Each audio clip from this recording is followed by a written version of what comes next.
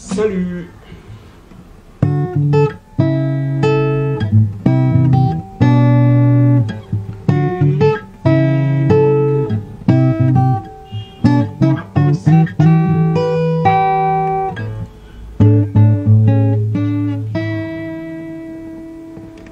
Oui, nous l'avions déjà dit précédemment, qui bien chante, deux fois prie ou louer, c'est prier deux fois. C'est Saint Augustin et Luther qui le disent. Mais j'aime bien la version originelle de Saint Augustin parce qu'il dit bien qui bien chante ou qui chante bien ou qui loue bien, à cette condition, deux fois prie. Et dans cette deuxième partie, nous allons en dire plus.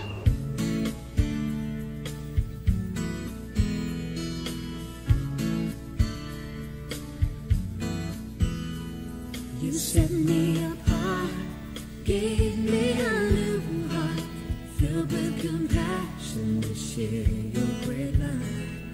Show me your ways, I wanna know. Le psaume 110, le psaume 111, le verset 10 dit ceci. La crainte de l'Éternel, c'est le commencement de la sagesse. Et tous ceux qui le mettent en pratique, dans cette phrase, ont une raison ou une intelligence saine. Alors, je ne commenterai pas particulièrement cette affirmation, mais elle me permet de faire aujourd'hui, pour cet épisode, le lien entre la louange et la prière. Et je postule donc ceci. La louange, c'est le commencement de la prière.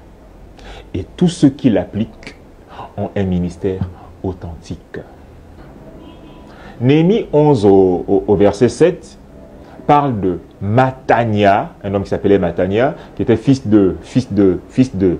d'Asaph, qui était le chef du commencement ou de l'entonnement de la louange pour la prière. Dans ce texte, le mot commencement ou entonnement se dit en hébreu terilla.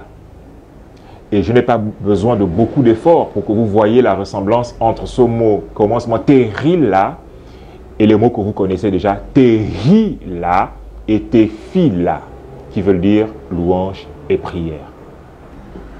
Bon, en fait, le message de ce texte est que dans le culte de l'Éternel, on commençait les moments de prière par de la louange. Ou version courte, la prière, on la commence par de la louange à Dieu. Vous ne pouvez pas prier sans d'abord au préalable reconnaître la grandeur de Dieu et son droit absolu sur vous. Et aussi sans vanter ce qu'il est et ce qu'il fait. Sinon, sur quelle base croyez-vous qu'il a le pouvoir de vous donner la chose difficile que vous lui demandez? On ne peut avoir une vie de prière donc que si on est au préalable revêtu d'un esprit et d'une attitude de louange.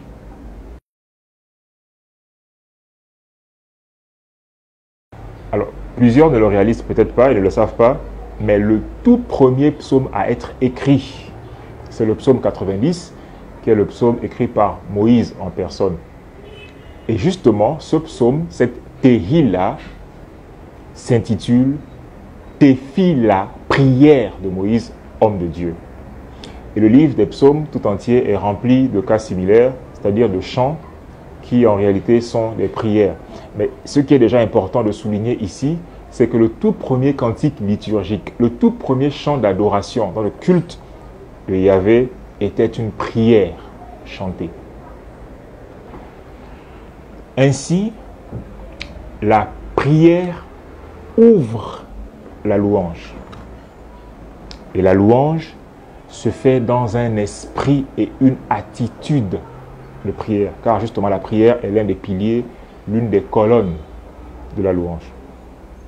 Donc, vouloir faire de la louange sans avoir une vie de prière, c'est un peu comme vouloir faire du béton sans ciment.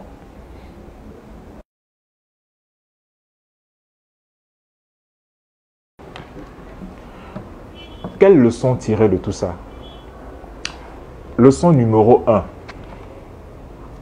Extirper la louange de la prière, c'est comme transformer Dieu en distributeur automatique. C'est-à-dire qu'il est juste là pour te donner, pour t'exaucer, sans que tu ne sois obligé de le craindre, de le remercier et de le bénir. Et l'ironie actuellement avec les distributeurs automatiques, c'est que c'est les distributeurs aujourd'hui qui te remercient d'être passé et te disent à bientôt. Non, il n'en est pas ainsi pour nous. Paul nous dit, nous conseille en disant, faites connaître vos besoins à Dieu par des prières et des supplications avec action de grâce, c'est-à-dire dans un esprit, dans une attitude de louange. Leçon numéro 2.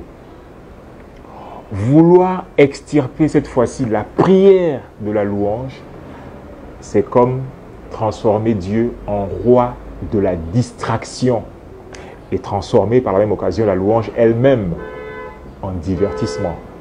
Et malheureusement, c'est de plus en plus le cas aujourd'hui. Conclusion, si tu n'as pas de vie de prière, alors tu n'as pas encore commencé ta vie de louange. Si tu n'as pas de vie de louange, alors tu n'as pas encore commencé ta vie de prière. En fait, si tu n'as pas l'un, tu n'as pas encore commencé l'autre. C'est évident. La louange sans vie de prière, il ne reste que des voix et de la musique. La prière sans vie de louange, il ne reste que des sons. Allez, pense-y. Je sais que tu as compris. Allez, shalom. Viens au fil de nos